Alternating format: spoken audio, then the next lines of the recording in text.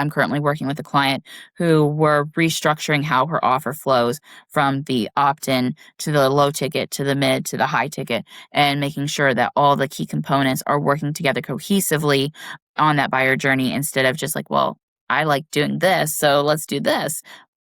What you like is important, but what serves your people is what's going to convert.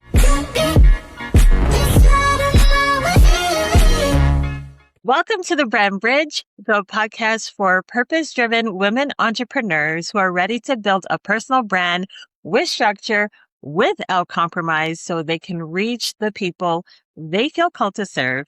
My name is Melissa, and today, so excited to have Sarah on, who is going to be talking to us about funnels, something that we all should know a little bit more about if you don't know about it. So thank you for coming on, Sarah. Thank you, Melissa, for having me. Hi, everybody. My name is Sarah Kuhlman.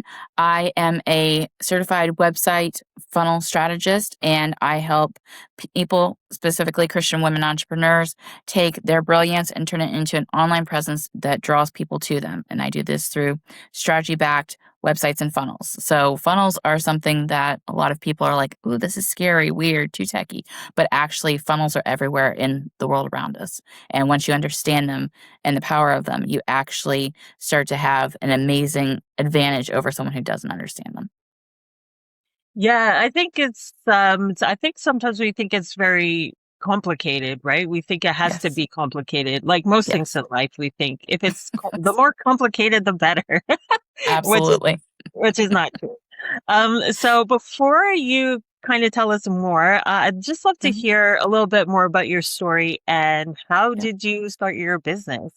Yep, absolutely. So I actually started out not wanting to do anything with tech, which guess where I'm at in tech. But God has a good sense of humor. So I actually started out as a Revolutionary War reenactment seamstress, and I was building like George Washington uniforms, drafting my own patterns, doing all the research, and putting all these pieces together. And I wanted something, I love doing that, but I want something a little more scalable, more sustainable. And so I saw a webinar about funnels. And they're like, oh, you can do design, but you don't need to know tech. Caveat, you absolutely do. It really helps. And so anyways, from there, someone asked me, hey, can you build me a website? And I said, sure. And I went and Googled it. And this was over 5 years ago now.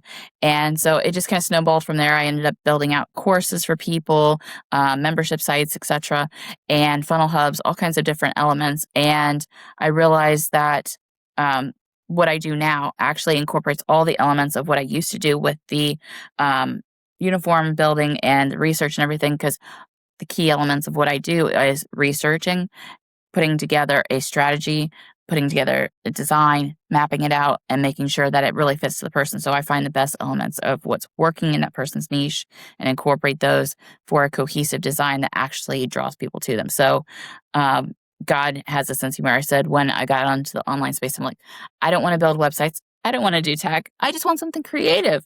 Well, my brain is half creative and half analytical, and this combines both. So my brain's happy.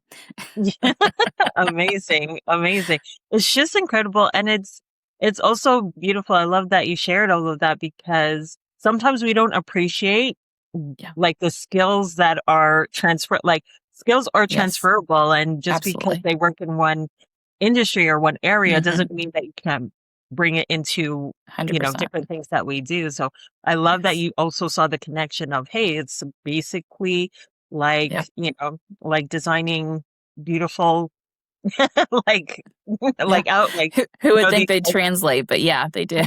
Yeah, they really do.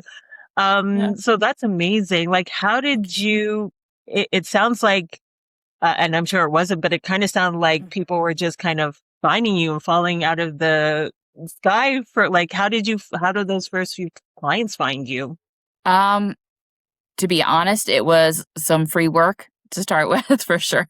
Getting comfortable with what I was doing. I had a business accountability partner who I did my first project for her. And then the next person was someone I met at a craft show that our church was running. And so it's just kind of like little God winks of like nudging me here and there and bringing people to me and actually being bold about my faith. So one thing that I've always tried to do is talk about my faith on my socials and wherever I talk to people, because the fact that I want to work with people who I can help get the message out there. And that has actually drawn clients to me, is being bold about my faith.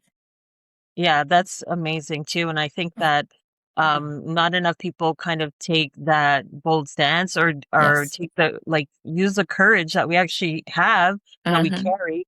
But it needs to be used, Yeah. right? It needs to come. 100%. Faith comes with action.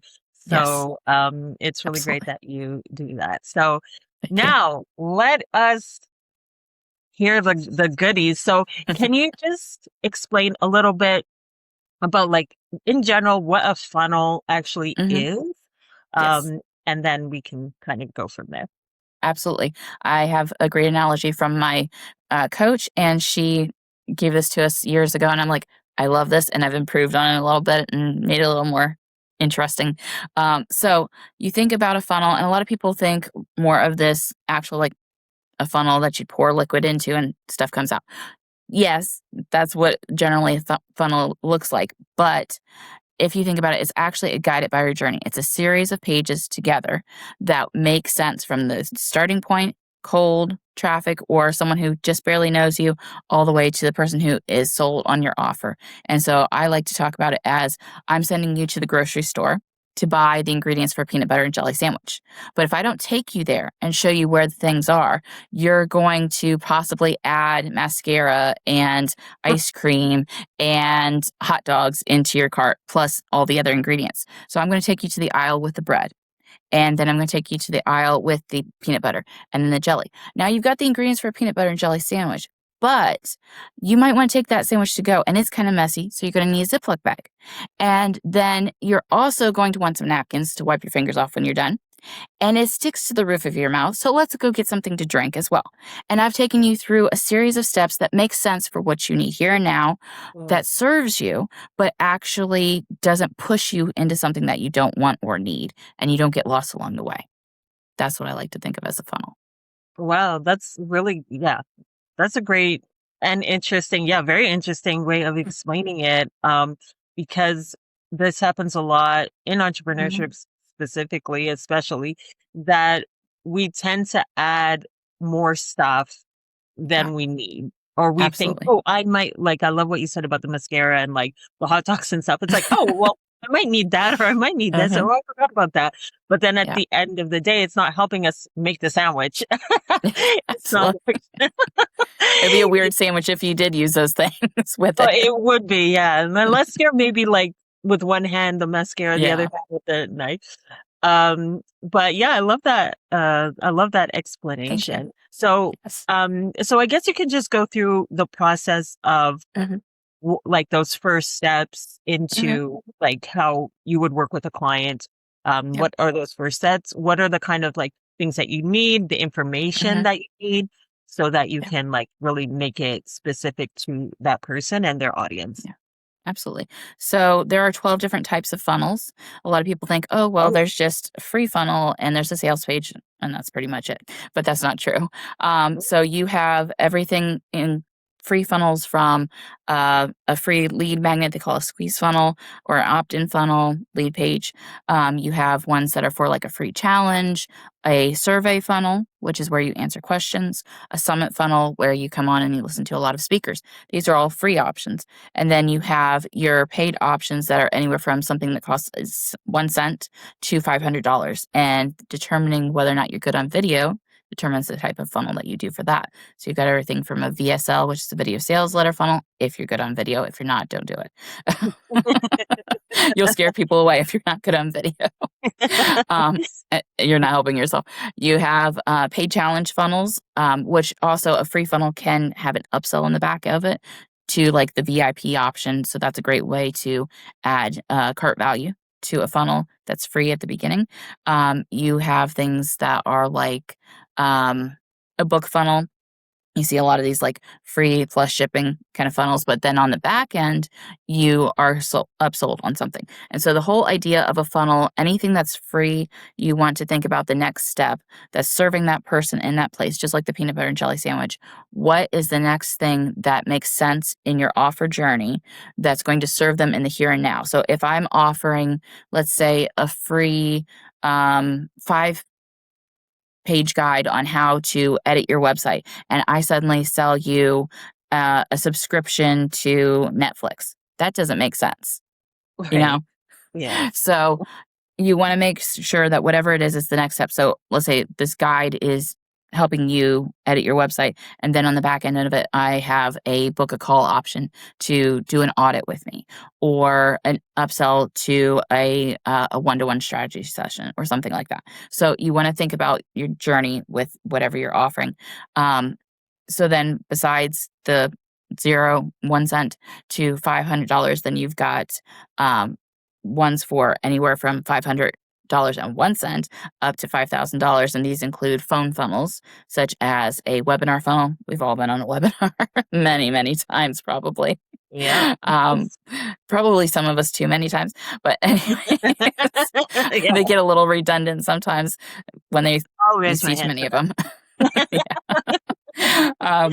And then you got application funnels. So like, especially really high ticket stuff, you want to make sure you're getting the right people in. Or if you're doing something that is more like limited spaces, you want to make sure that those people are really qualified to come into the offer. So you got those options. And then you have a webinar application hybrid. So you do a webinar on the front end, on the back end is an application. And this works really well, especially for even higher ticket items like crossing the $5,000 threshold, anywhere from like 5,000 to 10, 15, $20,000 for an offer. So a lot of the bigger programs do this kind of method that you see online. So, and then the final one that is, and I missed like 2 of them I know in there, but the final one is a funnel hub. And this is a funnel driven website. So at the core of it, it's almost like a wagon wheel spoke. You've got all these different entry points, and at the center of it is your business. And you're serving people everywhere they come into. So normally a website loses 96% of traffic, only 4% converts on traditional websites. Now, if you're building it the way that I do and some of my colleagues do, that they're built for conversions, we're incorporating more of that buyer journey, their conversion rate is higher, but it's still not as high as a funnel hub. So a funnel hub, you're finding all these different entry points, and then you're adding funnels to the entry points to drive more traffic into them. And everyone gets served and they stay in the loop. So they never leave. And so you're actually able to serve them at all times of their journey, whether they're someone who can't afford your services right now, someone who is looking for a mid-ticket offer, someone who's looking for a high ticket, and you're basically keeping them in the loop, but also you're having ascension and descension offers. So someone who's in your high ticket program may end up deciding after they're done that they need to go into maybe your membership, which continues to serve them afterwards. Or Mm. perhaps you've got another course that helps them do a new thing. Different levels of growth for that person are served wherever they're at. And then you continue to serve them after they've been through one program after another. And this keeps them in your loop, and it actually builds a movement of people who love what you do and rave about it wherever they go. And those are Wow. the basic types of funnels. Wow, that's amazing. It's so like when you said there was when they said there was 12, I was like, wait a second.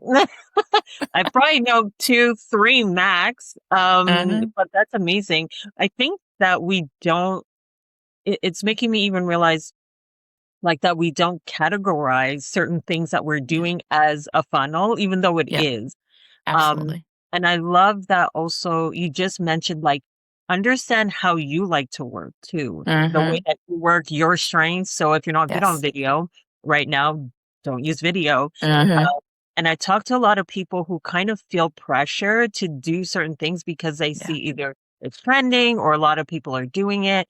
And so Yeah. it makes them want to like, it's like this, it's like FOMO. It's like the fear of Yeah. missing out on doing something. But when you're trying too many things that maybe aren't the thing that you carry and not your strength Mhm. and not your gift or Yeah. talent, it's like, yeah, you're gonna feel. like, oh, I'm not doing enough, or like what I'm doing is not right. And Yes. it's not that it's not right. Maybe like you're saying, it's you're just not really understanding what your strengths are and how you like to work, and then Right. building from there. So, Yes. what are some of the, like, when you start working with someone and you're Mhm. looking at the funnel, like, what are some of the key, I guess, like, mistakes that you see Mhm. people are making with their funnels, with their websites? Okay.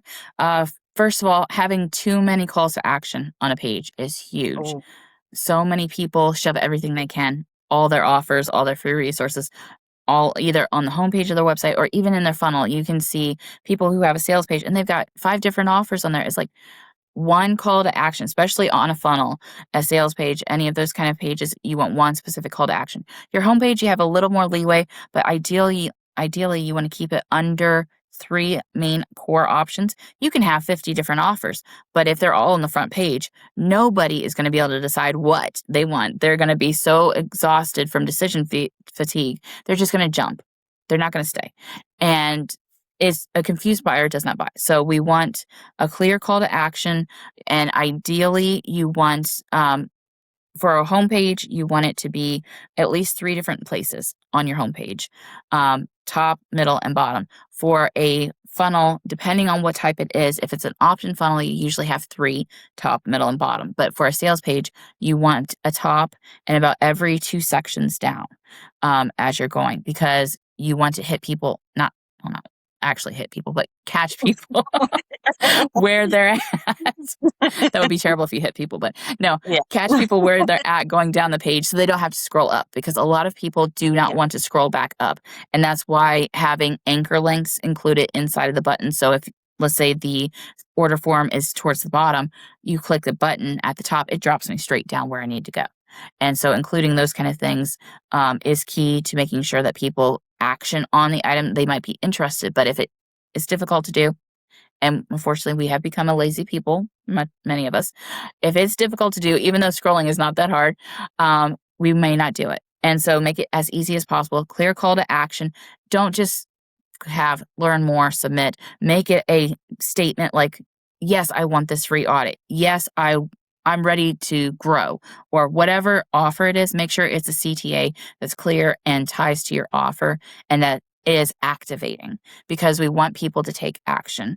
That's one of the biggest things. Another thing is having a giant here. We call it a hero section. Is the section above the fold where people see, usually it depends on the industry, but usually an image, a headline, a subheadline, sometimes a little bit of body text and or paragraph text, and then a button. But a lot of times people go crazy and you only see about this much of what you actually need to see to even take anything, and the button disappears because they've got too big of an image, or they've spaced it too far down from the top of the navigation bar if it's a website, or even for the funnel they've pushed it too far down if the text is too big. You want to look at the variances so that way anything I need to see is above the fold that's going to get me to take action or want me to stick around, because you have less than half a second for a person to decide if you're credible. Yeah. That's not, you can't blink that fast. So design plays a huge part of this decision, and the way that you lay things out, align things to the left, because Mm, the eye reads in either an F pattern or a Z pattern. And so you want to think about how you're structuring that. And then you also want to think about, okay, what is actually going to grab their attention? Don't do some fluffy like hook that says, oh, be your best self now. Everybody can say that. It doesn't mean it's you. It's not specific to your offer. yeah. Tell me what I'm getting, why I'm getting it, and what's in it for me. That's always what you want to think about. What's in it for the person who's landing there? Because they probably don't know you very well or enough to really care about you. Unfortunately, that's the case for a lot of people. They don't Mm, know you enough to trust you, and because of that, they wanna know what's in it for them. So, those are above the fold things, and then you wanna highlight as you're going down, um, pain points. You don't wanna dwell on the pain. I mean, some people do, but I don't recommend it because pain point marketing has its own layer of problems. But mm, highlight the problem, agitate it maybe just a little bit, and then highlight the solution and then your offer as being that key answer for the here and now, why they need that. And doing that kind of structure, making sure your hook, your story, and your offer are solid, those things incorporated together on a funnel are usually a winning combination. But you can put a funnel out there and it flops. Even the big guys do this. Russell Brunson, he's put out big funnels and they flop. And the key thing that we always talk about in my industry is, and some people don't like the idea, is you put this out there, but you've got to be willing to test and tweak, test and tweak, test and tweak, Yeah. because it is a living, breathing thing. And you're not going to know if it's going to work. You're going to do your best to do research, which is what I do. Make sure you're modeling what's working in your industry, making sure that your hook, your story, your offer is amazing. But until you put it out there in front of real people, real eyeballs besides your own, you're not going to know if it's going to convert. And so you got to be not so tied to it that you're not willing to make changes, Mm. and not so worried about the results that you're afraid to fail, because it could fail. But until you try it, you won't know. Mm. Yeah, that's so true. That's so good. I think we don't, or we'll put something out and think it failed, Hmm. but it's just like we didn't even give it a chance, or we didn't Yes. even talk about it Yep. enough to Yep. see if there's something. Like, it's so true. Absolutely. I know that was always one of my things. It's like I'm Hmm. like, I have something there, it's not working. It's like, yeah, but are you Yeah. actually talking about it? It's okay, it's there, but Yep. so Yeah. I think that's great too, like, just to not be afraid to try and to Yes. see if it's working, because Hmm. maybe it doesn't even work for, maybe you'll change your mind. Maybe you'll be like, oh, Yeah. actually, you know what? Like, it's like maybe getting on something, but it's not feeling Yeah. exactly right. And I think that that's so great too. It's Yes. like making me think, there's a quote from Charles Spurgeon that I love, and it says, discernment is not the difference between right and wrong. It's the difference between right and almost right. And I I've like that. always loved that, because I feel like that's how our business is. Sometimes it's like almost right. Yeah. But you don't know unless you actually, if it's right, if you actually, Exactly. unless you actually do it. Um, 100%.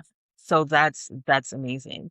Yes. What are maybe like the two or three, I guess, from your experience and the clients you've Hmm. worked with? I don't know if there is, because Hmm. like you're saying, everyone's different, but Hmm. what are like maybe the two or three top, like, um, funnel designs or methods, I should say, maybe, Hmm. that work for most of your clients? Do you see like there's one or two that consistently kind of get better results than maybe other other funnels? Um, with the clients that I work with, I tend to work with Christian women entrepreneurs who are either usually coaches, consultants, service providers, sometimes authors.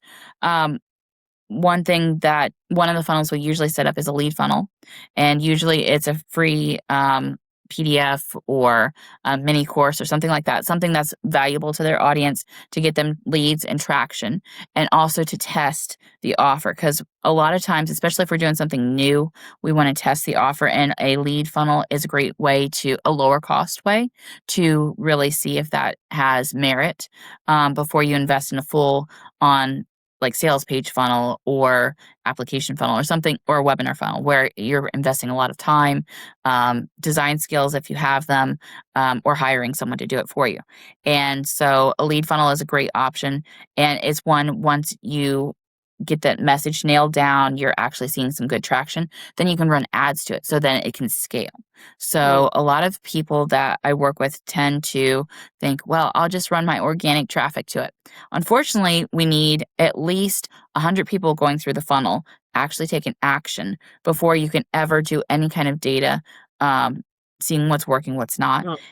And if you don't have a large audience who are ideal for that offer, which you should, because it's your offer to your audience, but if it's not, if it's a newer audience, let's say, and you get 50 people and you try and take a guesstimate of, is this working or not? You don't have enough people. So the larger volume of people you can have go through your funnel, the better you can determine if it's actually working.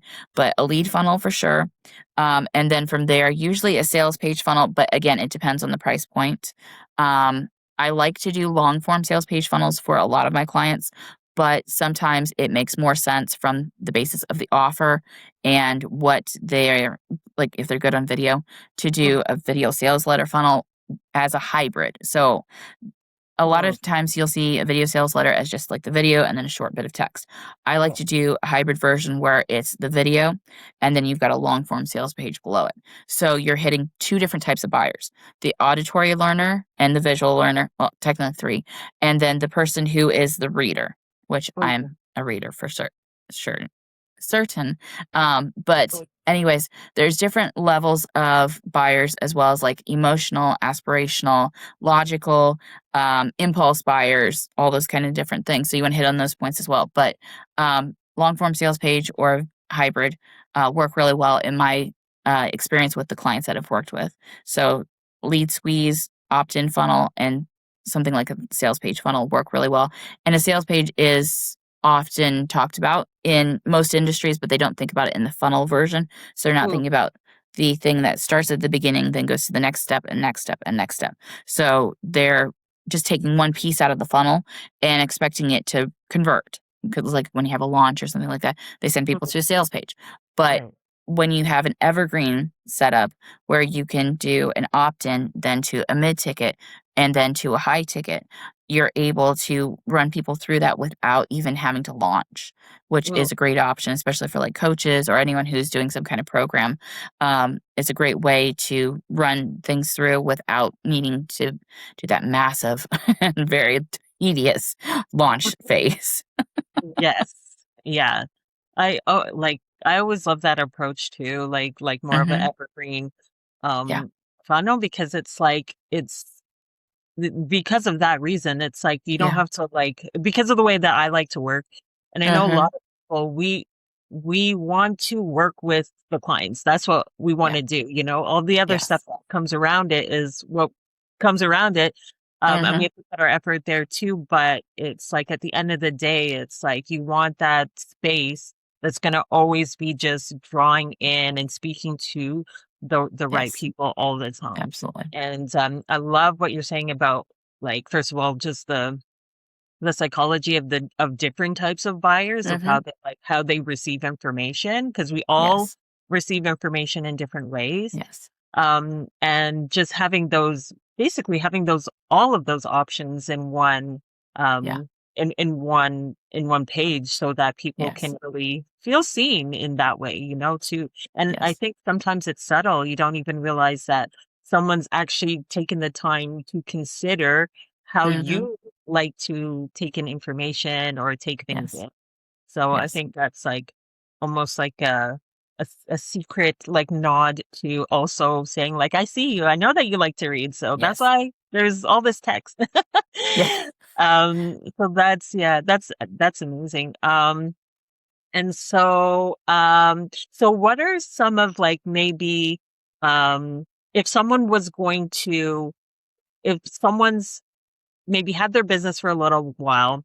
Hmm. And now they're really saying, "You know what? I really wanna focus on this particular thing." Hmm. What's, like, one thing they should think about before they are going to either come see you or they're Hmm. gonna try to create this themselves? What do you think Hmm. one thing they should really, like, think about before they start making a funnel? Like, is it the Yeah. offer they wanna promote? Is it something else? Like, what's that Hmm. one first step for them? Offer for sure and messaging. Two key things. If you don't have those together working cohesively, Yeah. no matter if I build it or they build it, it's going to fail.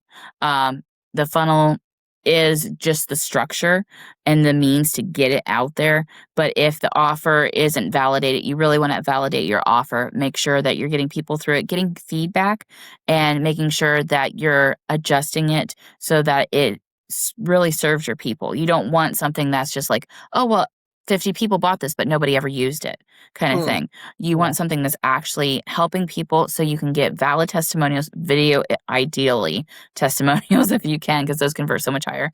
Mm, Um, And you want to make sure that your messaging really aligns with that. So it's positioning your offer as the solution that it is, but it also is speaking to your people. You don't want something that's speaking to everyone. You want to dial in on that one ideal person. So messaging and offer, first and foremost, need to be in place before any kind of funnel. And even before you do websites, really, you need to have those key pieces in place. Otherwise, you're going to be like a person wandering around looking for the treasure and no map to find it. Yeah, exactly. So basically, you're saying people should come see me first for the messaging and then go see you, and you're going to put everything so that all Yeah. these people are just flying to them consistently. Yes, absolutely.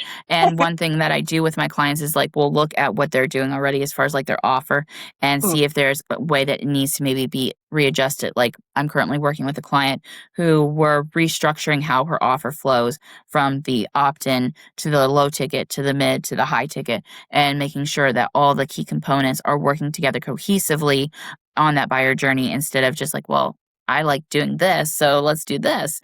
yeah, What you like is important, but what serves your people is what's gonna convert. yeah, definitely. I 100% agree. And I feel like I was having this conversation recently. It's like Mhm. it's okay to like certain things, but at the end of the Yeah, day, what we have and what we carry, it's for other people. Like, and absolutely. I really feel like our passion is for us, our purpose Mhm. is for other people, and Yes, those two coming together is like our calling, right? yes, So I think absolutely. that it's okay to love things and want to do certain Mhm. things, but also like, oh, how does this affect the people that I actually want to serve with my Yes, solution? So yes. yeah, that's amazing.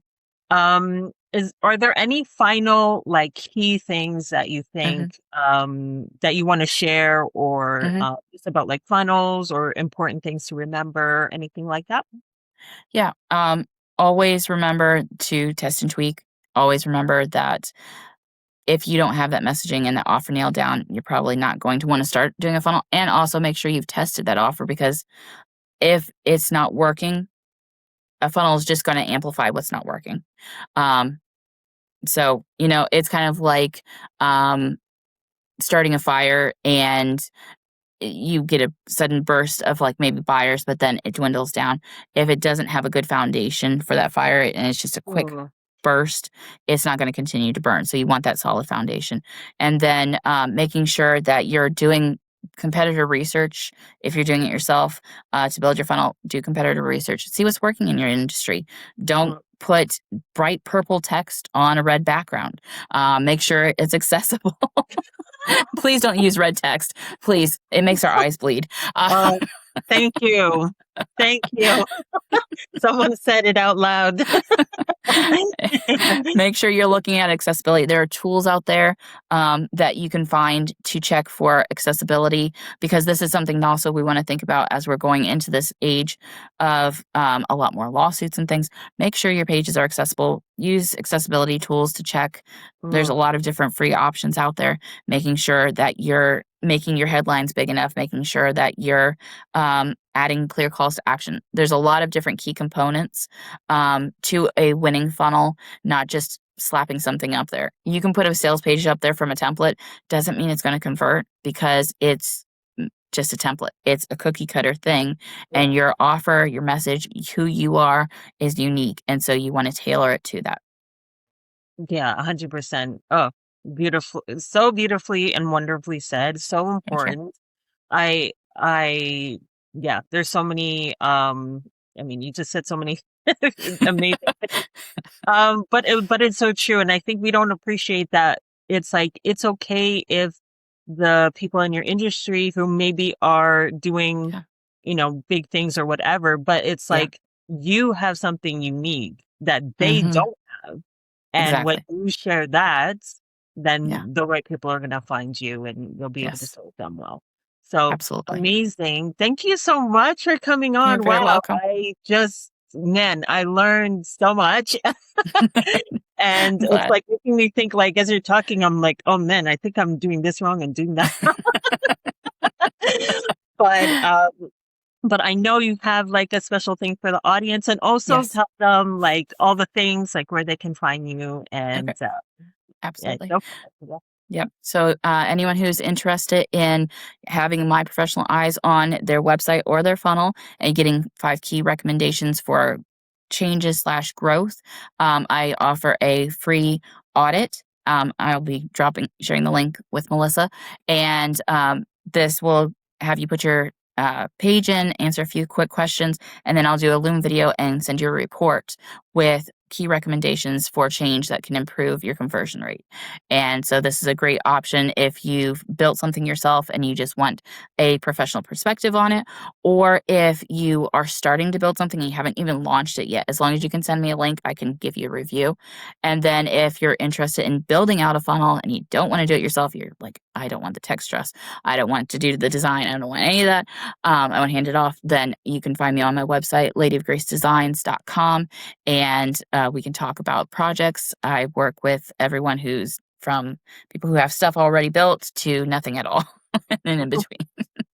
Amazing. Amazing. And we'll definitely have all the links and all of that in the description. So you're going to be easily found on all the platforms and all the Yes. links and all the everything internet based Yes. thing. That's good. So thank you again for coming on. Really appreciate it, Thank you guys. so much. Follow Sarah for sure. And reach out to her, of course, if you need this kind of help. Or I mean, she's just a cool person. Just say hi, even is Absolutely. I'm sure she appreciate I love to that connect. too. Awesome. So I'll just end with saying what I always say, and I hope that you all live with heart, lead with purpose, and do both compromise free. So until next time, bye.